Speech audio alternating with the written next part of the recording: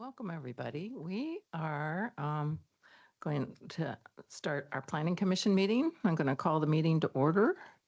The land we know as Sequim was once inhabited solely by First Peoples known as the S'Klallam people, represented by the three tribal governments, Lower Elwha S'Klallam, Jamestown S'Klallam, and Port Gamble S'Klallam.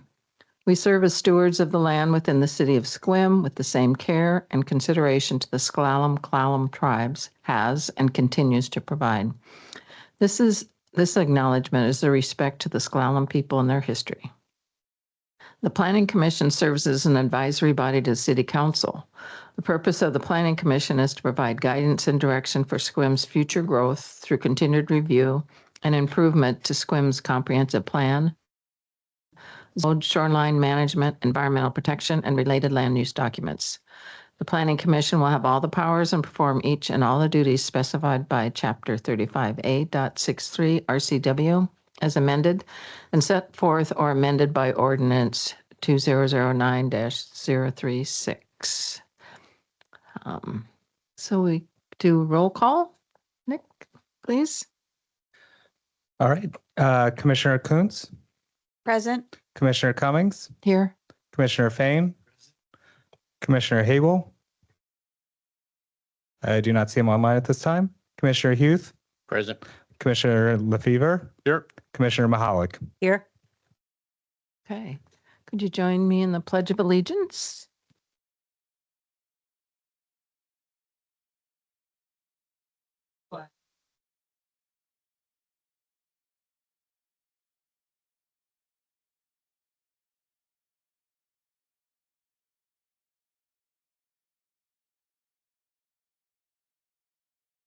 Okay, next thing on the agenda is the approval of minutes of our June 16th meeting. Any additions or corrections? Yes. Madam Chair, under roll call, my name is misspelled, so if we could just correct that. Thank you. Anything else? Okay, can I have a motion to approve the minutes? Move to approve the minutes as amended. Second? I second. All those in favor, raise your hand. Okay, minutes are approved. So now we have a section for public comment. Is there anybody in the audience that would like to do public comment? We have no signups at this time. Okay, anybody online? No. Okay, great. Moving along to general business. First thing in our general business is capital facilities plan overview. Carla, are you doing that? I am doing that. Oh, Do you want to do the status update first, as we always do, or do you want to do the, well, sorry, we'll follow the agenda. we can be a little flexible about that if you want. Well, how about this? We'll do two at the same time. While Nick's loading up my PowerPoint, I'll give you the quick update for item B, 6B, which is, did you see where we're at? It's so exciting. Congratulations, Planning Commission. We're on our last round, around the lap. As you know, we released all the documents last Monday on July 13th. We had our first open house tonight. We have our online open house it's been open for a week. It's open till the August 13th. We'll have one more drop-in open house at your next Planning Commission meeting in 2 weeks. Same format, same setup. And at that time, Travis will give the presentation on Title 18. And then we are moving towards a September 1st public hearing in front of you, and then a September 28th public hearing in front of the council. So, questions on our schedule? Thank you very much. That's very good news, you know. Okay, well, I am making the presentation today. It does, as we have been doing for the last few months, we'll have a pretty robust presentation about the capital facility plan. As you know, as Travis has been doing with Title 18, we'll have checkpoints in there for you to ask questions. So you don't have to save them all till the end.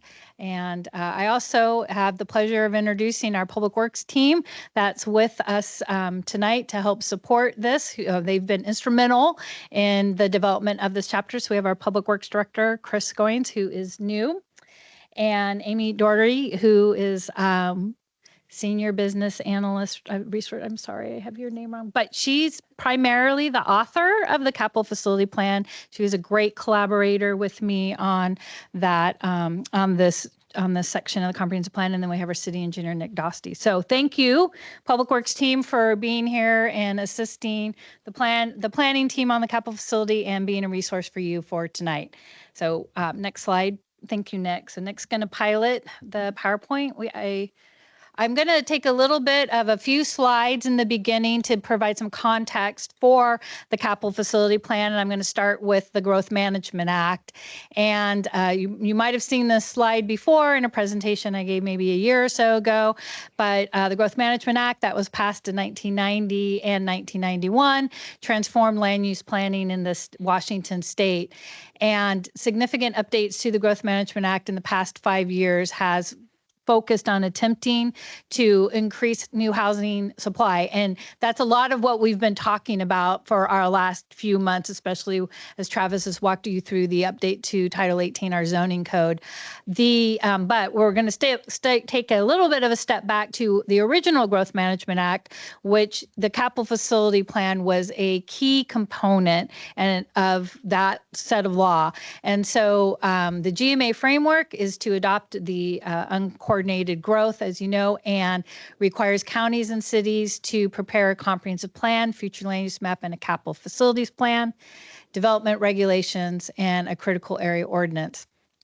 Also just wanted to note for members of the public and people watching that we're here with the comprehensive plan based on growth allocations assigned to Clallam County by Washington State Office of Financial Management. Clallam County then allocates that to the cities and urban growth areas. So it's so when the city, a SQUIM, when I talk about what our growth allocations are, what those numbers are, they have been assigned to us by the state and by the county. We can participate in that conversation, but it does come from them. It requires cities to plan for and ensure development occurs at urban densities. We must provide a variety of housing types, and relatively new in the last 2 years, we must emphasize multimodal transportation, and that's related to the Climate Commitment Act and the requirement for the Climate and Resiliency chapter in the comprehensive plan. Next slide. So we're going to talk about the capital facility plan today. Again, this is the three legs of the three-legged stool of growth management. We have a policy document, we have a land use map, and we have a capital facilities plan. And there is a lot that gets packed into that capital facilities plan, and that's what we'll go through today. And then just as a final reminder there on the right-hand side, those are our growth allocations that have been assigned to us. So we have approximately 3,000 new people that we must plan for, about 1,000 new jobs, and 1,850 new housing units. Next slide. Thank you. So this, I really like this graphic because it gives you a sense of how growth management actually gets implemented in how it goes from a bunch of stack of papers here, on the table to how it gets implemented in the community. So starting from the left in the yellow boxes, the 3670A, that's the state statute that growth management has been embodied in again since 1990, and the community vision. And so tonight was another reflection of that, but a lot of the community vision efforts happened in 2024 when we had a consultant run a number of studios and scenario discussions with the community. All that goes into the comprehensive plan, policies, maps, and again, the capital facility. We have had especially like I mentioned in the last few years, a lot more direction from the state legislature than perhaps in the beginning when GMA was first started. So, a lot of the work that we've been doing are in response to state requirements. But the comprehensive plan and is not an implementation tool. It sets up for the implementation. And how it gets implemented is those three blue boxes. We see it implemented through our through the city's capital budget, and that's capital facilities budget. Development regulations, which is for us, that's our piece of it. So Title 18 and zoning, critical area ordinance, our shoreline master, our program, our subdivision ordinance, our land division ordinance that we did earlier this year, and then programs. And some of those aren't necessarily city programs. Some of them are, and but that could be interlocal agreements. That could be emergency services, schools. And so the blue and then to the green is how the comp plan gets implemented into kind of the real world, so to speak, of our city. So next slide. So here are why I wanted to just make note of the moment in time that we're in. We're in a comprehensive plan periodic update. This slide I love to use because you may know the story of the Golden Gate Bridge, and I think it's probably the same for the Narrows Bridge, is that when it gets started painting on one end, when they get to the end, they are ready to go back and start again. So that is comprehensive planning. And so those of you who've been on the Planning Commission, you know that that's indeed how it is. So we're in, if you can go back one more, sorry, Nick. We're in a periodic update, which is 10 years. So those yellow numbers represent our 10-year periodic update timeline. But the state legislature, I think about 2 years ago, added in our 5-year check-in time. So we are actually looking at our comprehensive plan now every 5 years and doing a full update at every 10 years. So the comp plan does not get stale. It does not age on a shelf. It is always being looked at. And then in addition to that 5-year and 10-year, we have annual amendments that we can bring forward. So the comprehensive plan is a living document and is intended to stay current and relevant to our time. So, all right. So setting us up, capital facility plan. Here we go. Next slide. So capital facility plan is the kind of the comprehensive document that takes all those bullet points of infrastructure and services that are needed to adequately serve the city's residents and businesses during the planning period for the assigned growth target. And so the city is responsible for most of these, but not all of these. And tonight we're going to look at all of those. And for those of you who've read the capital facility plan, which is the Appendix B1 and Transportation's B2, it does all the things that we're going to talk about tonight. So GMA's consideration is for new capacity. So I want to make this note that what you may not see in here are things that you're like, well, this street is super substandard, or there's a bunch of potholes in it, and why is that not on the list? That's on our city list, but it may not be reflected in this plan because this plan is supposed to be addressing growth and new growth that is part of that growth allocation. So we focus on that primarily. Now, there's sometimes where maintenance becomes increased capacity, and then we'll include that here in the comprehensive plan. And in fact, we have policy about when that happens. So this graphic here is a nice, to me, it's a nice representation of all the small letters there on the bottom, which is a verbatim from the RCW. But this is what a capital facility plan is supposed to include. It needs to have an inventory of existing facilities, it needs to project future facility needs based on the growth allocation. It needs to have an analysis of the existing facilities and the future facility needs running through a level of service, what we call a level of service evaluation or analysis. We need to identify improvements that are needed for the 20 years based on that level of service analysis. Then we prioritize those projects in the 6-year increments through the capital improvement plan. That is a component of the city budget. So this slide, I will go over this multiple times in the presentation, so don't worry if I went through that kind of fast. But this, in a nutshell, is capital facility planning under the Growth Management Act, and is how the city of Sequim is doing capital facility planning as we're setting that up under this new comprehensive plan.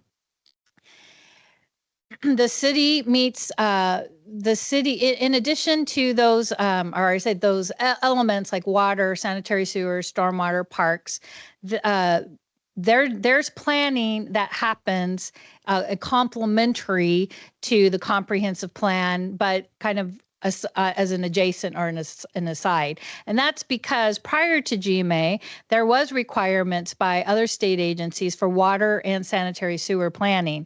And so the city has been planning for water, sanitary sewer, transportation, and parks for many years. And so we're using this comprehensive plan to bring it all together under the umbrella of the capital facility plan. But I wanted to note that the city has functional or master plans. We have them underway. I'm going to walk through them here. They're all available on the city's website. So we have a water system plan that was updated in 2023. We have a general sewer plan that was 2014, but it's currently being updated. I'll speak a little bit about that when we get to the sewer section. We have a storm and surface water master plan that was updated in 2016. I have a copy of it on the table here. If you're curious, it's like 800 and some pages. The transportation master plan has been updated in concert with the comprehensive plan. So it's a very new document, and it's included as an appendix in the comprehensive plans.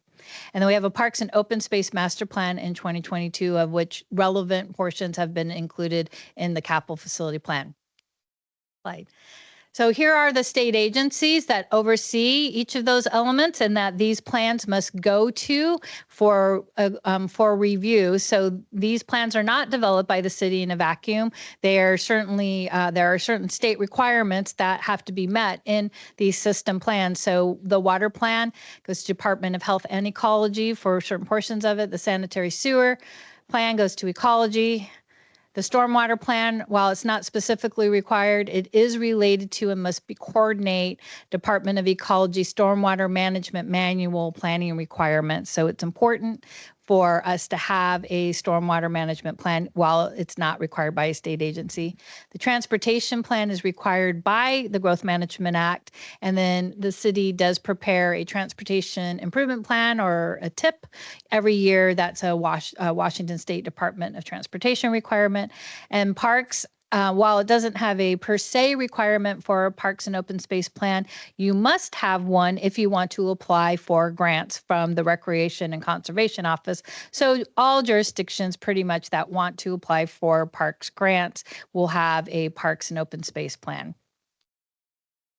So here are our components again. We have an inventory. The capital facility plan is going to reference the functional plan section of those that are relevant or that have not been updated as part of the comprehensive plan. The capital facility plan adopts the level of service standard for each of those, which actually I'm going to go over. Evaluates the future facility needs through the LOS, through the level of service. We have a 20-year list.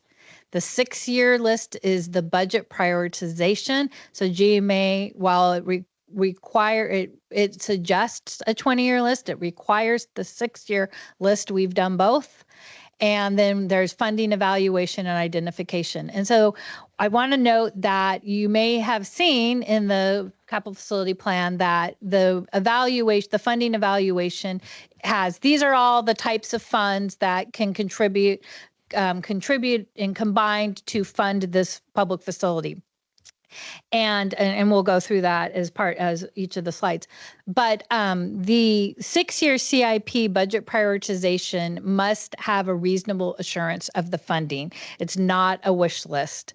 And new ideas can be incorporated with a budget amendment or an annual comprehensive plan amendment. So sometimes people will say, well, okay, you've done all this planning, but what happens if something new happens, or there's an emergency, or there's a new capital facility and it's not on your 20-year list? How do you get it on your 6-year list? Like, it can happen. The GMA contemplates those scenarios, and we can get it into the comprehensive plan, into the capital facility plan through either an annual comp plan amendment or an emergency amendment. So again, it's meant for emergencies, but GMA wants us to be programmatic in our capital facility planning and provides opportunities if something comes up that is indeed an emergency. So we're going to, I want to just talk about, here's our Appendix B1 is the capital facility plan. We're, in addition to the city utilities, there are other sections in there that do not have a functional plan, such as police protection, solid waste, government buildings, fire and emergency services, and schools. And again, as I mentioned, Public Works team has been an amazing partner to us in helping us prepare this document. So thank you. Next slide, Nick. Okay, here's our content of each chapter. So once you got in there, you'll see that it has the introduction.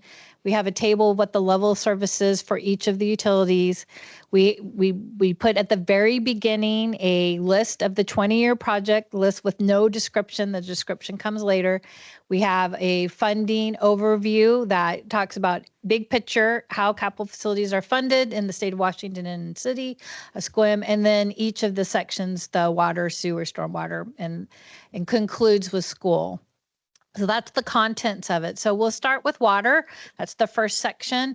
The inventory is here. This water system consists of 2 well fields and infiltration gallery. There are 3 storage reservoirs totaling 2.9 million gallons of active storage, 4 booster pump stations, and approximately 77 miles of distribution transmission main piping. And the city has 6 pressure zones. The level of service standard is flow that meets instantaneous peak demand with projected fire flow and sufficient storage volumes to comply with the Washington State Department of Health requirements. The evaluation of future facility needs came through the water system plan. As I mentioned, the 2023, the plan, the consultants used a conservatively high growth rate to ensure that the city was being proactive in its water supply planning, and it holds 1,850 acres feet per year of water rights. And with that relatively high growth rate, so when I say that, if you've read the plan, you'll know more details. What that means is that they have planned for more growth than what the GMA growth allocation is. So this assures us that we have sufficient water rights for not only our allocated growth, but even more. So from that, no additional water rights were identified as being needed for the planning period. So the projects that were identified were to improve water quality, regulatory requirements, component reliability, system benefit, growth demand, and financial priority. So we had approximately 30 projects on the 20-year list, and on the capital facility plan, which is exhibit CFP 4. So again, it's at the beginning of the capital facility plan. You'll see the list of everything. And then the next one, which is that spreadsheet with really tiny print, that's our 6-year capital facility plan. So we have 10 projects programmed in that, and that's where funding sources are identified. So we know we have funding for those projects. The funding evaluation and identification. So here's where our funding comes from. It's through a combination of general facility charges, or GFCs. You might have heard that term. That's the initial hookup fees when a new house connects to city water service. They pay a fee, a GFC. We have enterprise fund debt, where we can go and we can issue bonds in order to fund capital facility projects. We have user rates and developer contributions, and that would be at the time of new development. They are responsible for providing service to their development property. So again, the 6-year CIP identifies the financing for each project. So I'm going to pause here. This is what we're going to do with each of them. Want to see if you have any questions on the water section. And again, I can try to answer, and we also have our resources from Public Works.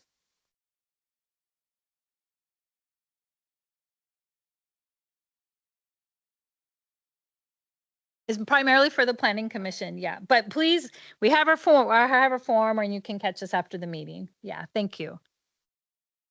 Anybody? Looks like everybody's happy and ready to go. Next Okay. one. Great. And before I move into sewer, I did want to know, I meant to say this at the beginning, so I apologize for that. But now you see what I'm doing. I wanted to tell you that I'm going to give you a pretty detailed presentation on the capital facility plan because it is the one component you haven't seen already.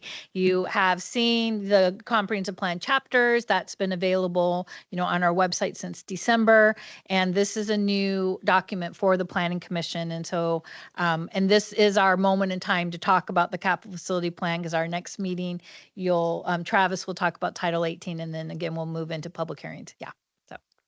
So it's not specifically spelled out here, but I think it might be helpful for the community and maybe for the council, is to, there are certain segments of the city itself within city limits that are not serviced by the city water. Maybe to highlight that when it gets to the council and say, here's the areas that aren't, and here's maybe what the plan is. I know there's got to be a backup plan because a backup plan just worked. So that might be helpful for the community. Why don't I flip it over to you to respond to that? We do have, if anybody in the public's interested, we have our water system map here on the table. It does identify the areas that the city is not currently serving. Do you have anything you want to add to that, Nick?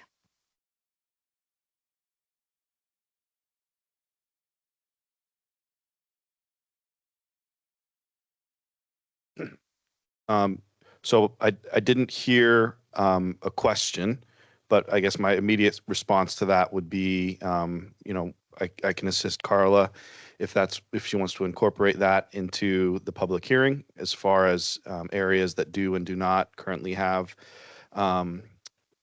service by the city water system. What I can comment on is that our water system plan details what's known as our service area, our retail service area, and our future service area, if memory serves. So our service area, I believe, is kind of where we are allowed to expand at this point in time. Our retail service area, again, trying to pull up from the archives here, is our current service area, meaning where accounts currently are generally. And then our future service area usually is city limits plus UGA. So we can detail all that out. There's also, depending on how deep into the rabbit hole you want to go, there's overlap with separate PUD systems where we currently don't have service and what that means. So there's quite a few ways we can go about that. Yeah, I wouldn't, I guess, because it just happened. I think if you can somehow just a bullet that says we can cover everybody in the city limits, that this 2.9 million gallon active storage will cover X area. Because I really don't know the math behind all these acre feet per year and the gallons. So if something just summarized for the more for the community, and certainly the city council, I know, gets questioned. I wasn't asking a specific question, but maybe a bullet that expands it and says, everybody, it's going to be okay. Right? I mean, because that was a big issue. Some people lost some water for a period of time. You had a great plan, and it really kicked in fine. But it shocked a lot of people, I think. So just take the shock factor away. Larry. Okay, so we're going to move to. Oh, Sorry, Alex. Yeah, sorry. With let's see, projected needs for water with a conservative, probably a high rate of growth assumed, and this is over 20 years. There'd be adequate water. What provision for beyond that? Like at some point, 20 years from now, they'll be scrambling to find new sources of water if growth has continued at anticipated rates. What then? Or is like now we're having the benefit of people planning for very adequate water years ago that we're now inheriting. So how does it look for the future? I'm going to go back and refer you to the Golden Gate Bridge slide. So we are always going to be in a state of planning. So in addition to the 10-year comprehensive plan that the capital facility plan is part of, our 5-year check-in, the if you, and I have a graphic later on that talks about capital facility planning is a continuous cycle. The Public Works team has requirements by the state agencies that I mentioned that they have to update their system plans. So there will never be, and there is never going to be a circumstance where 20 years will go by and the city has not planned for water. It doesn't, it's not allowed under state law, and it's not, and it's not allowed under GMA. So at this point, additional water rights is not needed. But again, in 5 years, we do check-in, in 10 years, we do the update to the comprehensive plan. The Department of Ecology provides or requires a water system plan. I think, is it 8 years? I think it's 8 years, right? 7 to 8. 6 to 10. 6 to 10. So it interlays in with the GMA planning. So 5 years is our periodic check-in, and 10 years is when we're going to look at it all again. So, and part of doing the 6-year CIP, which is part of the annual budget, means they're always looking at what the projects are, what the needs are, and our role in it is to account for growth, and we keep track of growth, and we can communicate with Public Works and saying, our growth rate seems to be ticking up. Want to let you know about that. And then they can take a look at the water system plan, the sewer system plan, and see what those growth rates are that were assumed in it. So it is literally part of the capital facility planning. And like I said, I can guarantee that 20 years will not go by. And that we're checking a box today and we're not going to look at it till 2045. Okay, thank you. Yeah. Where did we get our water rights from? Water rights are through the state of Washington Department of Ecology. And they have a pool that they allocate? Well, that part is more detailed than I know. I'm going to kick that over to Nick.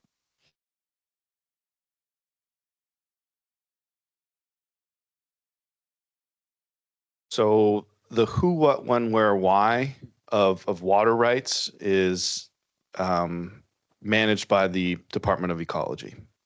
So when we talk about how do they divvy them up, what's their review process, why are we assigned what we're assigned, I personally don't have a lot of experience in the understanding about how they divvy up or otherwise allocate water rights, both instantaneous and annual, to the different systems and purveyors. When was the last time we tried to acquire any? So we currently have an open application for an additional water right. That application was put in 2017. 2017? Correct. Okay, So answers my question. Yep. There is typically, because I've been reading up on this and educating myself on this and water law here in Washington. I'm quite familiar with some of that in Oregon, but it's very new to me. So one of the things, there's a 4-part test that they go through, and the very first part test, just to kind of answer your question before they allocate water rights, is there a water available? So that is the first and primary test before we get to the point of the water rights we already have. And we have a pretty substantial water right as it sits today. So we're in a very good position as a community and have passed that very important first test.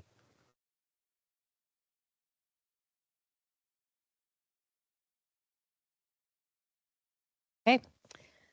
So move into sewer.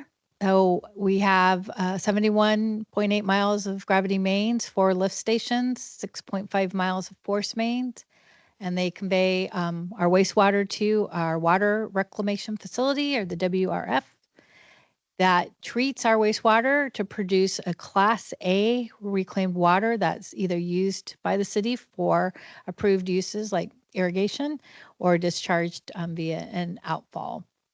Our level of service standard is a conveyance system that allows collection of peak wastewater discharge with infiltration and inflow. So that's when infiltration and inflow is the term for when stormwater or rain basically can get into our sewer system.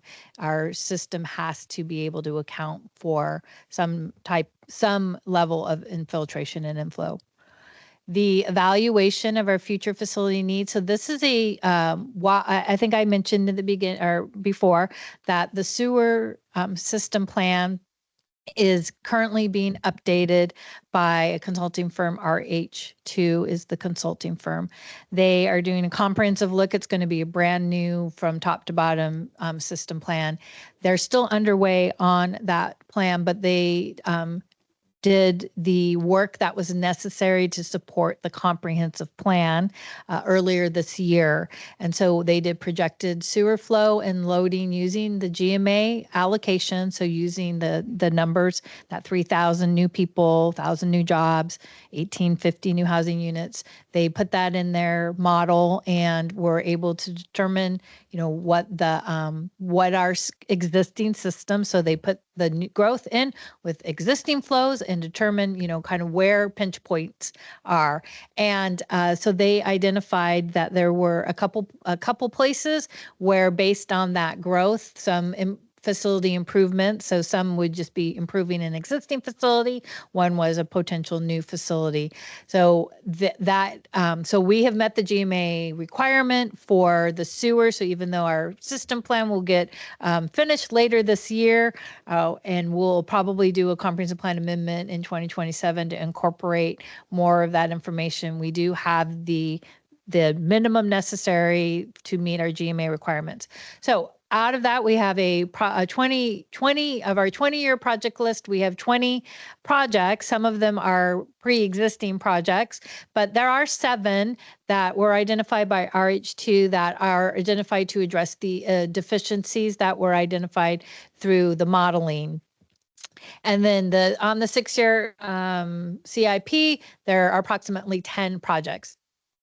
And then similar to, I might have skipped over this on the water, but it's the same idea. Oh, no, actually I went through it. Same idea. Municipal utilities are required to operate with a balanced budget. They're considered the enterprise funds, and the financing comes through the GFCs, debt, user rates, and developer contributions. So any questions for us on the sanitary sewer section? Great. Thank you. All right. Next slide.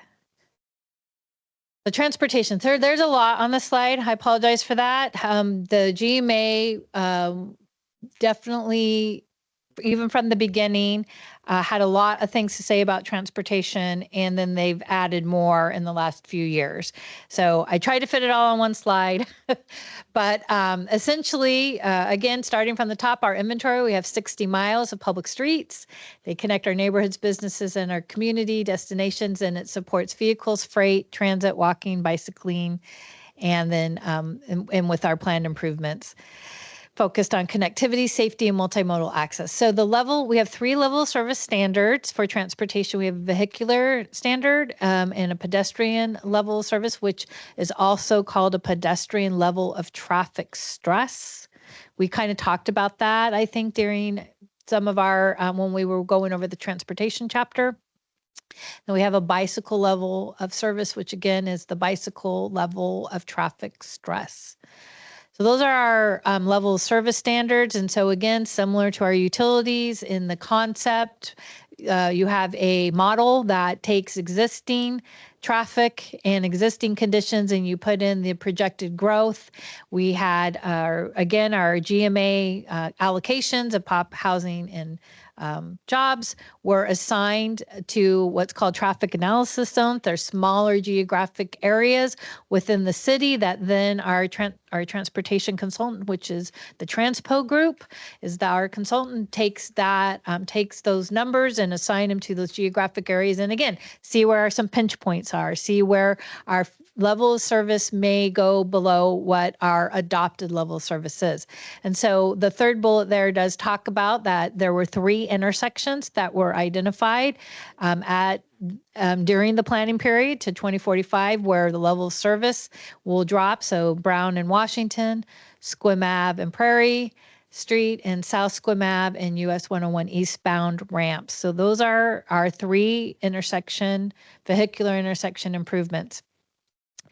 The pedestrian and bicycle improvements are a little bit longer list, and so I'm not going to go through all those, but they're identified there. And I do want to note that, and I'm sure you saw it, that there is a significant effort is on the transportation 20-year list, 32 projects. And while there are vehicular improvements, intersection improvements, including, the ones there that we have improvements that we can make to improve the level of service, the city is making an effort and is communicating in its transportation master plan, and as reported in the capital facility plan, that multimodal connectivity through the city, between the city, within the city is its priority. And the list reflects it, the policies reflect it, it's consistent with GMA, and it makes sense for our community. Connecting sidewalks, connecting bicycle and pedestrian pathways, and in addition to improving the streets for mobility and safety, and then again, capacity and our LOS improvements. So it's our biggest list of projects. You probably noticed that. And it has the most on the 6-year improvement plan as well. And so our primary funding for transportation, so transportation is not considered a utility. It's a general fund budget item. So it's not an enterprise fund. And so therefore there's no revenue that the city generates or collects that supports our transportation improvements. And so all the transportation improvements there is I misspoke a little bit. The Transportation Benefit District is a tax that we collect that goes towards transportation improvements. And then all other funding is the federal and state grants, local assistance, or, collaborative projects. We can use property tax revenue, general obligation bonds, and primarily we use developer impact fees as well. So on the 6-year CIP, like the other ones, you'll see that the funding source for that project's identified on that spreadsheet. And then similar to water and sewer and transportation, if you have a developer who's coming in and developing a piece of property and transportation improvements are needed, frontage improvements are needed, that is part of their requirements to get a permit, is to make those improvements. So some of them are on site. If the impact is significant enough, some of them will be off site. And those are on a case by case basis. So any questions on the transportation section of the capital facility plan?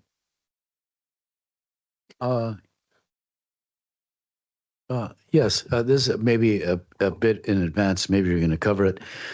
When you list the projects by cost in the future, when we get those pages, do you have, at one point you've estimated the project cost? Do you have an assumed inflation figure, like 3%, that's hitting all of those projects that are out in the future, like that become a lot more expensive the for longer they're delayed? Right. I was just wondering if there's the general assumption that for all of the cost analysis and project cost, it must be. I'll set it up and Well, it must be a horrible thing, but it'd be wonderful if it automatically can update with a single input if everything's linked. That's how I build it. Yeah, it's a 3% increase that we use. But which is close to the 20-year average, which is why I mentioned it. Okay, thanks. Thank you. Thank you, Amy. Karen?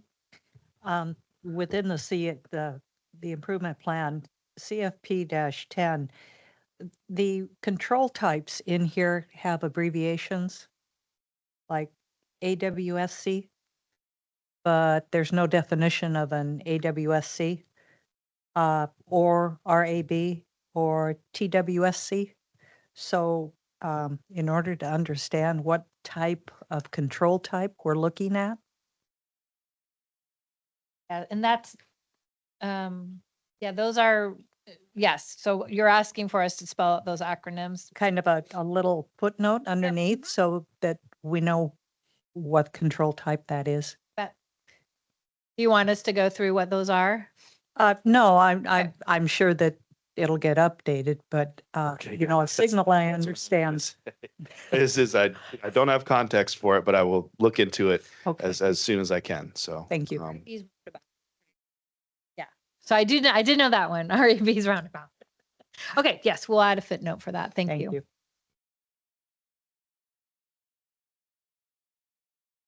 Okay. So I think parks. Okay. So the city has 13 parks that range in size from 0.03 acres to over 40, almost approximately 43 acres. They're classified into 6 categories, which are spelled out in the capital facility plan, and they're based on characteristics and recreational offerings. There are more details on each of those park types in the Parks and Open Space Plan. So collectively, they provide the range of outdoor recreation, playgrounds, picnic tables, athletic facilities, ponds, event space, walking and hiking trails, restrooms, off-leash dog, gardens, and natural open space. So the standard for level service for parks is acres per 1,000 population. That's a very traditional level service standard. So I put in the citywide level service, which is 9 acres per 1,000 population, but each park type actually has a level of service standard as well. And that is in the capital facility plan. For this slide, I just did the overall park, citywide park acreage. The evaluation, so the demand and needs analysis showed there's sufficient parkland citywide based on that level of service. Specific park type that is needed is the neighborhood parks and about approximately 5 additional acreage for land acquisition. So I did want to note that while we had the park and open space plan, I think was 2022, it has a level of service analysis in there, but we've updated in the capital facility plan using our growth allocation. So while the functional plan provided good inventory and information for us, it did not have the level of service analysis that was necessary to support the comp plan. So Amy did that in the capital facility plan and uses our population, our growth allocation again of the 3,000 people. So we look at existing plus the growth, and then we do the level of service analysis. So that table is in the parks section of the capital facility plan. So our 20-year project list for parks has 14 projects. It's the variation from everything from, land acquisition to mostly development, providing amenities onto existing parkland. So including, the development of our new park and existing park. So on the 6-year CIP, there's 3 projects identified on that. So funding evaluation is similar to transportation in that there is no really sustainable funding source that comes in for parks. We do not have a parks benefit district like transportation, or a metropolitan park district, I think is the proper term for it. And those are done by voter approval, and they're hard to get passed. Every jurisdiction talks about it at some point in their life. I know Travis said a couple of years ago, the city talked about that. So our funding is primarily through grants. There can be, again, through the general fund, through the annual budget processing, we can look at our real estate excise tax like REITs. The city does have a park impact fee, and that does contribute a significant amount of funds that the parks department can use for implementing its capital facility plan. So any question on the park section? Guess not. Okay, Move on. we're getting close. We're rounding the corner here. So stormwater is another one that does have a lot of text on it, but that's mostly because the inventory is a little bit long to describe. So I'll just say that it's a combination of gravity assisted ditches, pipes, culverts, dry wells, perforated pipes that receive stormwater. So that's our rainwater, and goes through a series of catch basins, inlets from streets, alleys, parks, buildings, and it conveys it to drainage features such as infiltration systems, stormwater ponds, creeks, which eventually discharge to Squim Bay or are infiltrated into groundwater. Water quality treatment and water quality detention and retention structures are throughout the system, many which are privately owned and maintained. So the city-owned facilities are maintained by our Public Works Department. So you may know this. This was a new thing when I started working here, that stormwater, it doesn't rain as much in Squim. So stormwater is a component. We are required to meet, follow the Western Washington the Stormwater Management Manual for Western Washington. It's the proper term of it. And, but stormwater is less of a, I don't want to say less of a concern, but it doesn't rise to the level of what happens outside of Squim in other geographic areas. It doesn't mean it's not important. It just was something that I had to calibrate to, because in Paulsbo, where, as you know, I came from, stormwater was a thing all day long. And so, so that's another benefit of having the rain amount that we have here in Squim. So the evaluation of future facility needs was done in that 2016 stormwater plan, and it was done through a needs assessment document, and it identified a number of projects that were needed for the city, and they fall under kind of those categories. So it's like flooding and drainage improvements, collection and treatment from streets, so collecting stormwater from streets, running it through a water quality component, and then discharging it to its proper discharge point. And that's the same for water quality improvements. And then creek and habitat restoration. That's an important piece, because a lot of our surface water does end up into creeks as a surface water that destination that then conveys it, ultimately to Squim Bay. We have rehabilitation of our existing facility, operations and maintenance, and then planning. So the 20-year project list has 7 projects that are identified by that needs assessment, and 2 are on the 6-year improvement plan. And one of the 2 is updating the surface and stormwater management plan. So that'll be a really great addition to our functional master plans. It will be updated within the next couple of years. And once those updates are done, and I'll have a slide that will talk about that in a minute here, we'll catch them as amendments to our comprehensive plan during the annual amendment process. So any projects that need to be added to the 20-year list, we'll catch through amendments. And then any projects that get added to the 6-year list get added to the budget, and then it gets incorporated in our plan. So now, right now, the funding for stormwater comes from a portion of the water and the sewer utility fund reserves. So right now, stormwater is not its separate utility.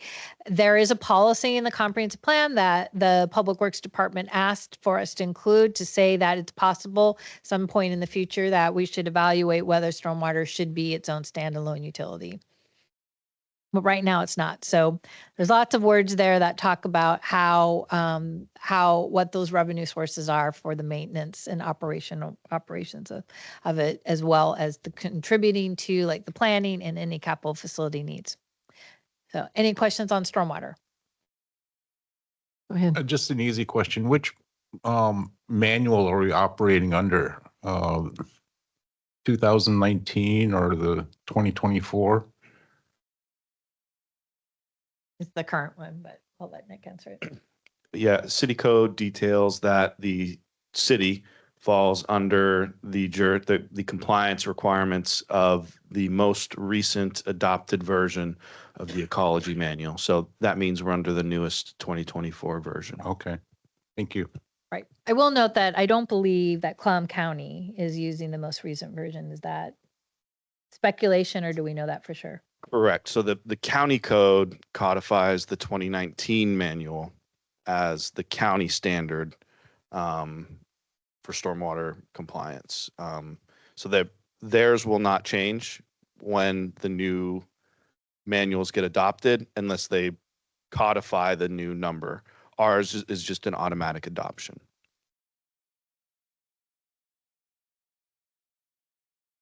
And a lot of the stormwater management is done on a project by project basis. And so a lot of our projects are going to be rehabilitation, going and improving water quality from existing facilities, all new development, as Nick explained, all new development must follow the highest standard established by Department of Ecology.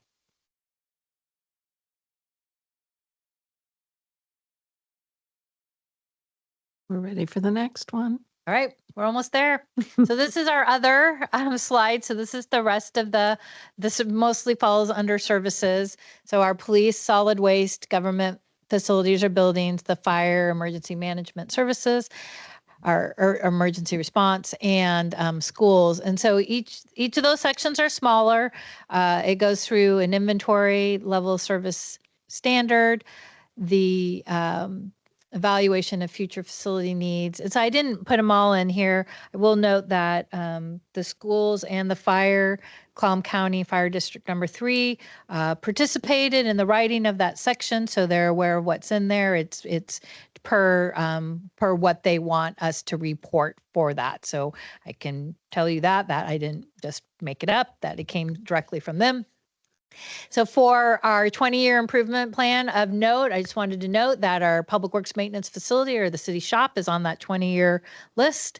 And then for the 6-year list, for Clallam County Fire District Number 3, you might have heard about this. I think that this is somewhat common knowledge that they are looking to add a new fire station somewhere south or east of the city limit, or south and east Squim.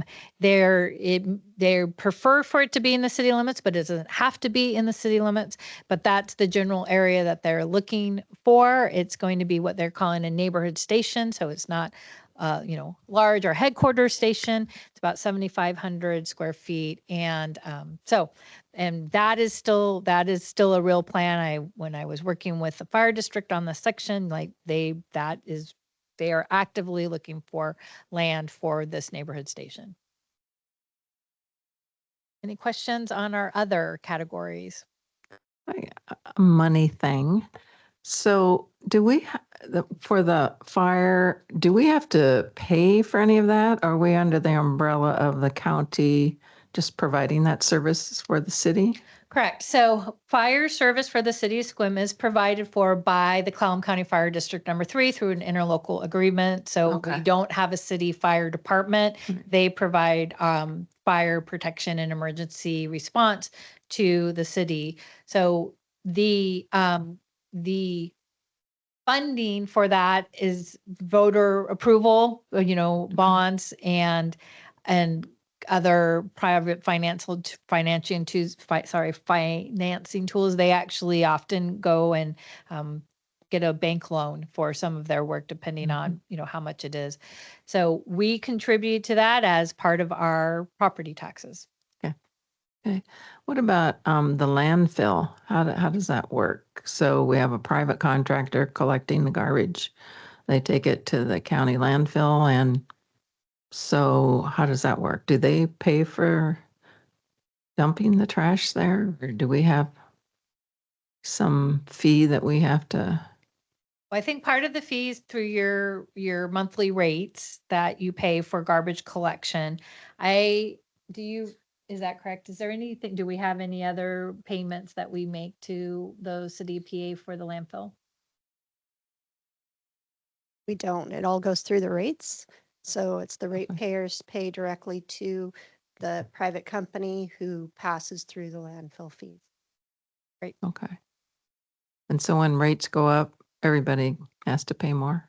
It's required to pass them on to the consumer. Yep. Okay. All right. Thanks. Anybody else? Questions? Anything else? All right. I think we're almost done.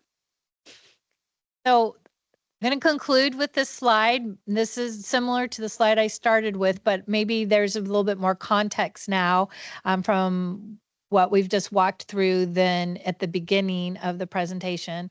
So we have, starting with the orange box at the top, we have city functional plan updates. And that's what we're doing tonight. That's what's happening in the comprehensive plan.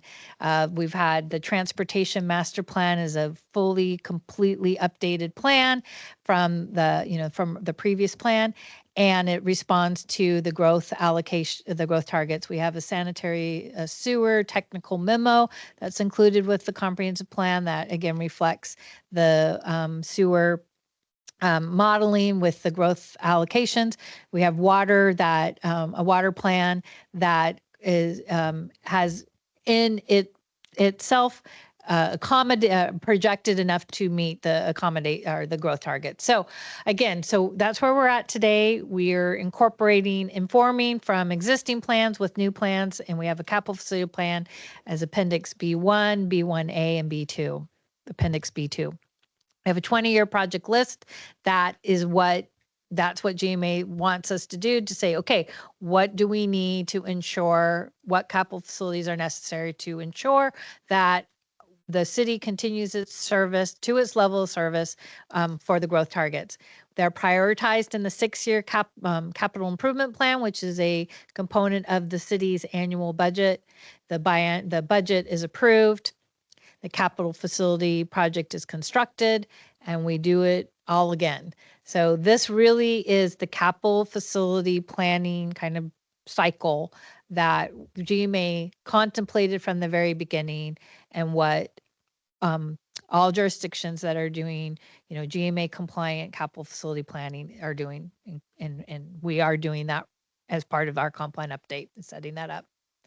So I think we're at our last slide, which is good because my energy level, two more. My energy level's going sort of down, so I'm sorry for that.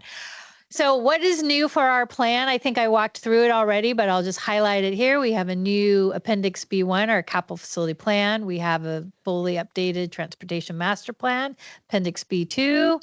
We have an updated water system plan that's integrated into our capital facility plan. We have updated sanitary sewer analysis based on our growth allocations. That's the tech memo in Appendix B1A. We have our 20-year list, our 6-year prioritized list, and then we have updated funding and implementation. So our last slides are key takeaways. So I think if you haven't realized now, I think you will understand and know that infrastructure planning was really a keystone piece in the Growth Management Act. I think it's one that doesn't get as much appreciation as it should, because it maybe because we assume utilities and get they're just there, but the capital facility planning that's required under GMA really support proactive and sound planning practices. And so again, it's evaluated through level of service based on our growth allocation. We have our needed projects. We identify them in our budget, and we go construct them. So happy to end. Thank you for hanging in there through all that technical information. Okay, we made it before 7, so that's good. And happy to answer any questions that came to you as we concluded. Our next meeting is August 4th in 2 weeks. Travis will be back on the mic, and he'll be walking you through. And he says it's longer than this presentation. Do you think it will be? It might be. So Title 18 is all the things. I know that we've been walking through different sections of it. Travis has in anticipation of the release, but now you get to see kind of the words that he's been telling you we've been working on. So he's put a lot of effort into it. I worked on it a bit at the end. It's a great collaboration, and we look forward to having that conversation with you on the zoning ordinance. So with that, I'll turn it back over to you with any questions you might have for your city staff. Everybody's, go ahead, Karen. Just one question, kind of a maintenance issue on road signage. Is there a policy on how we sign the roads? Is there a consistency? Fifth and Fir, if you go one way, it's Fifth and Fir. If you go, and I think it's if you go north from the intersection, there's there's not a First Street sign, so if a visitor's on Fifth looking for fur, Google will tell them to turn, but doesn't seem like there's a First Street sign. But if you go south, there is. There's another one up on 7th Avenue at the intersection. I noticed that there's a Washington, but there isn't a cross street. So I'm just curious, do we do an inventory? Do we wait for somebody to write in? How do we handle that? More than happy to answer that question. I meant to consume airwaves in this next statement at the very beginning, to just really give props and acknowledgements to Amy Doherty, all the way on the left, and the other person that helped her write the capital facilities plan, Megan Euchre, along with assistance from some of my engineers, our utilities manager, our operations manager, our crew leads.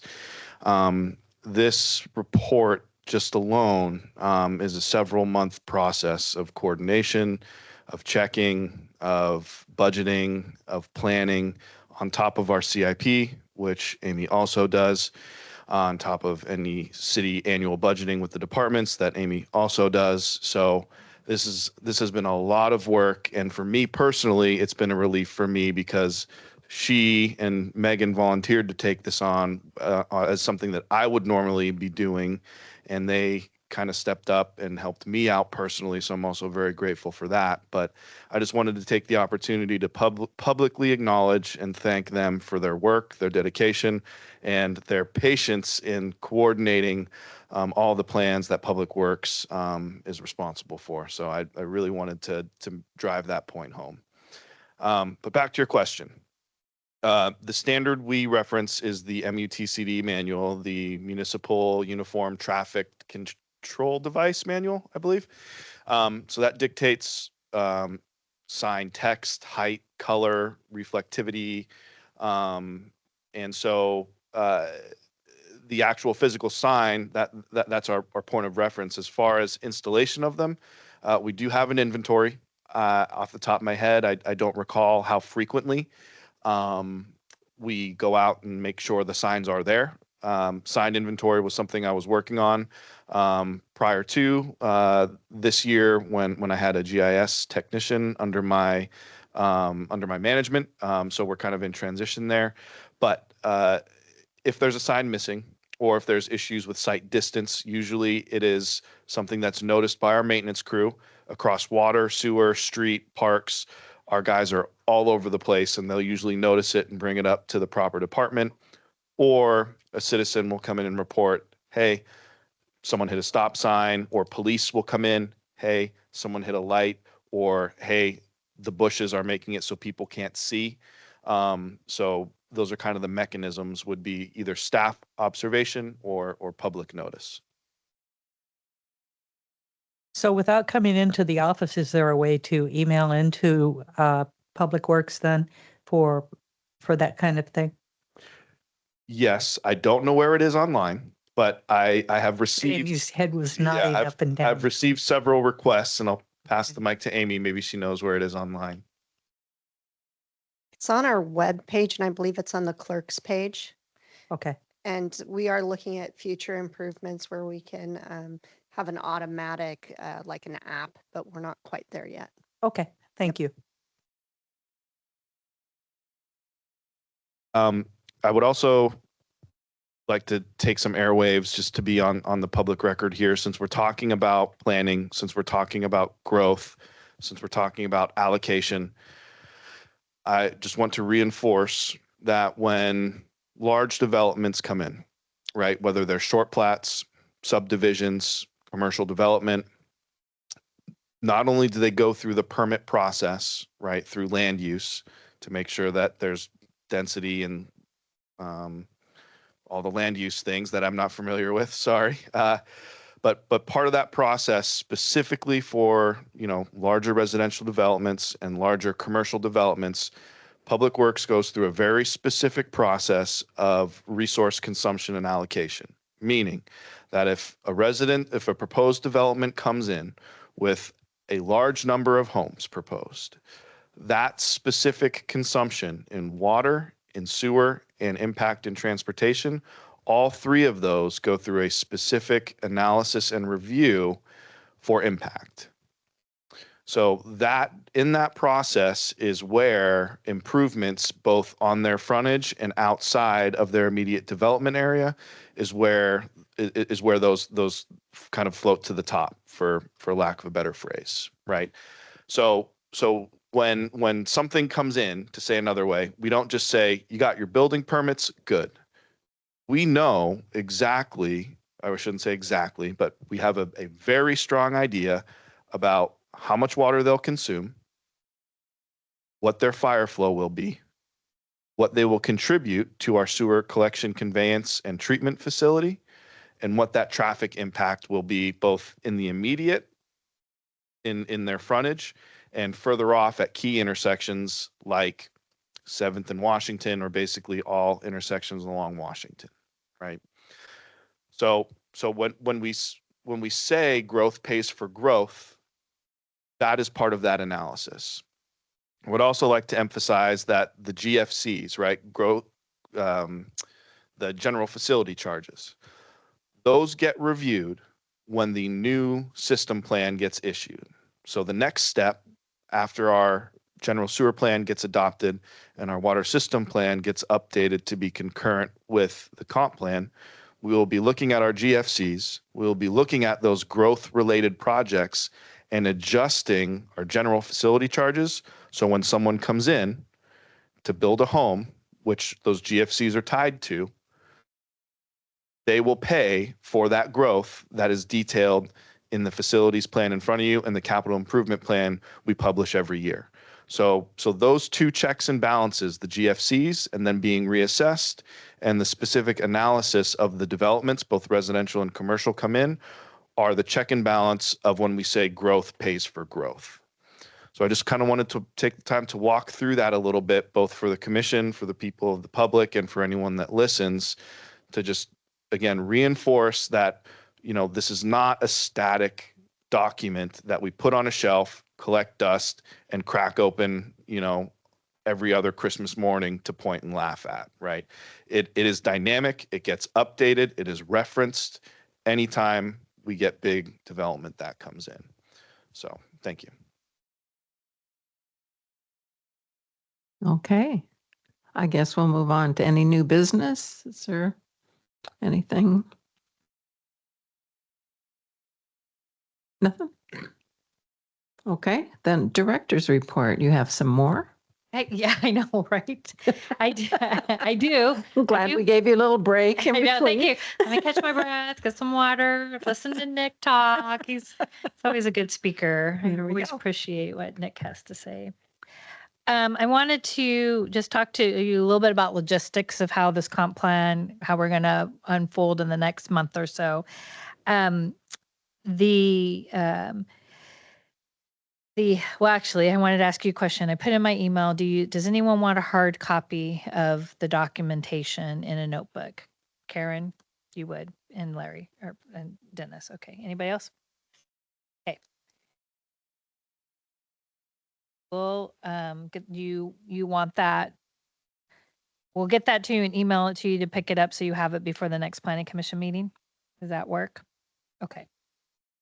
Or Nick, we could send them home with the two that we have already done if you want to do that, and we can print more for the front counter. Okay. So one of the things that I wanted to walk through is how citizen comments are going to be documented and responded to so that and be brought forward to the planning commission. So tonight was our first in-person event. And as you know, we have one more. We also have online forms and people can email us. We have already received about a dozen comments since the release of from last Monday. And we anticipate that we'll continue to get these throughout the next month and some change before your public hearing on September 1st. We are keeping track of all the comments. You will get copies of all of the actual comments, but we will provide a kind of a crosswalk table or a summary table where we are assigning each comment a number. They're numbered in chronological order from when we first received them. So like number 1 is a comment we received, last year, and we're moving on, as we get them.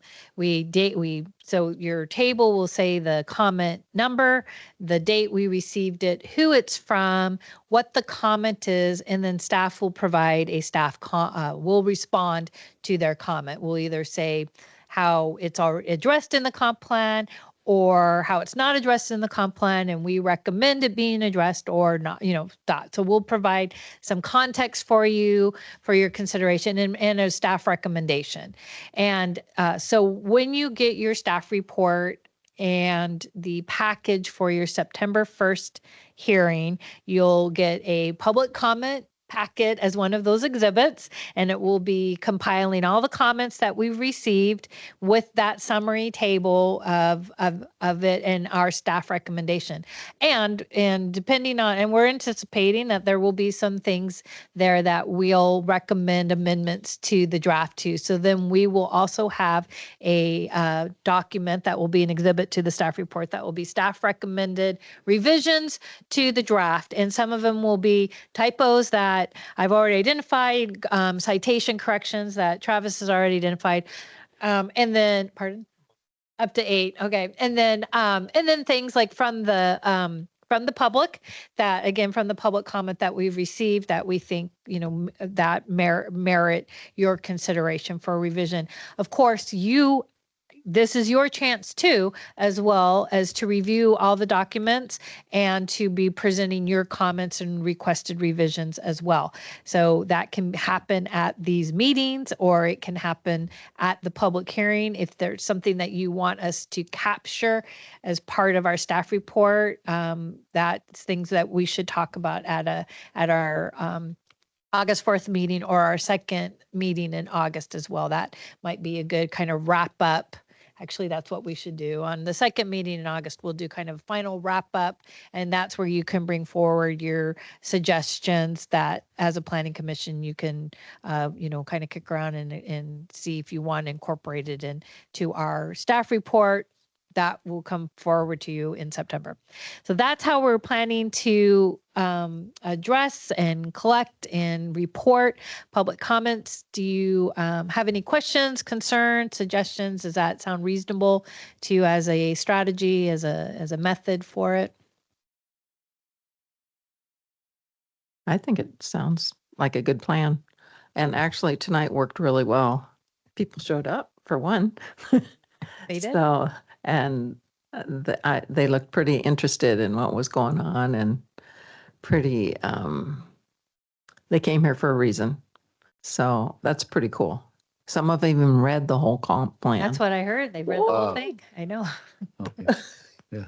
And will those questions with staff answers be a public document? Yep. That's easily accessed on the website? Absolutely. That's great.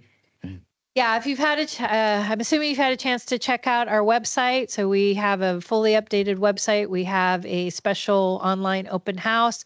Nick Waters, I'll give him some airtime. He did all of that work. That was actually a pretty heavy lift to get our website updated with all the documentation and a new feature of that online open house. So thank you, Nick, again, for all your work you've done on that. We'll continue to update that and maintain that throughout the entire